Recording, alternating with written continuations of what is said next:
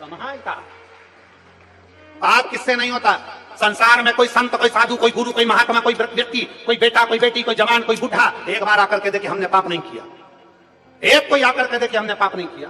पाप किससे नहीं होता? 4 स्थान पर हर व्यक्ति से पाप होता है। झाड़ू लगाते समय छोटे छोटे जीव मर जाते हैं, पाप हो गया। अग्नि जलाते समय पतंगे जल जाते हैं, पाप हो गया। स्नान करते समय, कपड़े धोते समय छोटे छोटे जीव मर जाते हैं, उसका पाप हो गया। चलकर जाते हैं, पांव के नीचे छोटे जीव मर जाते हैं, पाप हो गया। पाप किससे नहीं होता? कोई कितना भी दूध का धुला हुआ कहते हैं हमने पाप नहीं करा। संसार में जन्म लिया है, मृत्यु लोक में आए हो तो पाप तो तुम्हारे हाथों से होगा ही होगा, चाहे कुछ भी कर लो, पाप तो होना है। पर शिव महापुराण की कथा कहती है अनजाने में अगर पाप होता है तो महादेव उसको माफ करता चले जाता है, पर जानबूझकर पाप करोगे तो महादेव भी माफ नहीं कर सकता। अनजाने में पाप करोगे तो महादेव भी तुमको माफ नहीं कर सकते। मत बुरे कर्म कर वरना बचता। सुन लो जरा अच्छे से, तेरा क्या होगा रे कालिया? अरे भगवान की आंखों से तू बच नहीं पाएगा, तू बच नहीं पाएगा। बड़ा कठिन है, समझना कठिन है ना कि क्या क्या। अरे लगे उसकी भक्ति में, उसकी नौकरी में, उसकी सर्विस में लगे, उसकी ड्यूटी कर रहा।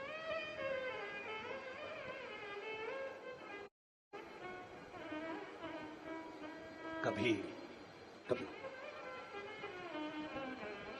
एक आप लोगों ने महापुराण की कई वीडियो अगर आपके पास में आई होगी तो आपने देखा होगा। एक उज्जैन की कथा में एक बूढ़ी माँ आई थी, उसका वीडियो बहुत वायरल हुआ था, आप लोगों ने देखा भी होगा। उसके साथ में एक शंकर का शिवलिंग था, नर्मदेश्वर। वो जो खाती थी ना अपने महादेव को खिलाती थी।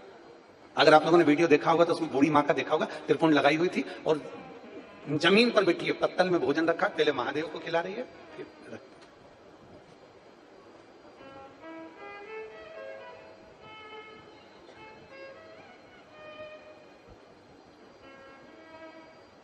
7 दिन में एक दिन हम भी भोजनशाला में जाते हैं दर्शन करने के लिए, कथा स्थल घूमने के लिए जाते हैं। बूढ़ी माँ मिली दूसरे दिन, तो हमारे पास में एक दिन पहले वीडियो आया, तो हमने उससे पूछा माँ कहां से आई हो? कहा महाराष्ट्र की रहने वाली। मैंने कहा ठीक। माँ तुम कल वो भोजन करा रही थी महादेव को पत्तल में? हाँ। कहां से भोजन लाई थी? कहा मेरे पास में 3 दिन से भोजन नहीं था, तो मेरी पड़ोसन ने उसके पास में जो भोजन रखा हुआ था वो मुझे दे दिया। 3 दिन पुराने भोजन का तुम भोग लगा रही थी? मेरा नियम है, जो मैं खाऊंगी मेरे महादेव को दूंगी, जो मैं पहनूंगी वो महादेव को दूंगी, जो मेरा है वो मेरे महादेव का है, जो मेरा है।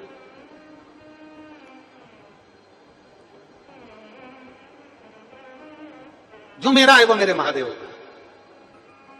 हमने कहा मां तुम महादेव को लेकर चलती हो तो महादेव के खाने का सामग्री साथ में लेकर नहीं चलती? कल लेकर तो आई थी पर बैग कोई चुरा कर ले गया। आप महादेव को इतना देती हो, महादेव ने आपको कुछ दिया है कि नहीं दिया? पूछने में तो आनंद की बात है, अगर कोई सत्संग मिल जाए तो थोड़ा समय अच्छा सा आनंद में हो जाता है। महादेव ने आपको कुछ दिया है? वो माँ कहती है मेरा एक बेटा तो डॉक्टर है और एक बेटा कलेक्टर की गाड़ी चलाता है, दोनों ही अच्छी पोस्ट पर हैं और बाबा की कृपा दृष्टि है, मेरे घर में कोई कमी नहीं है। ये मेरे महादेव ने दिया। मैं अनपढ़ हूं, मैं पढ़ी लिखी नहीं हूं, पर मेरे बच्चों ने विद्याध्ययन किया, मेरे बच्चों ने कर्म किया और मेरे बच्चे अच्छी जगह पहुंच गए। ये उसकी कृपा है जिसकी मैं आराधना करते आ रही हूं, जिसकी मैं चाकरी करते आ रही हूं। बहुत समझने वाला विषय है।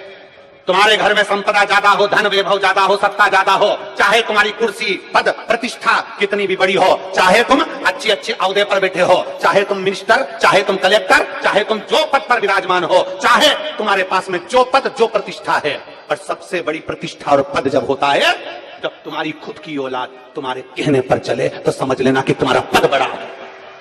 दूसरे पर रुआब झाड़ना सरल है, अपनी औलाद को सतमार्ग बताना कठिन है।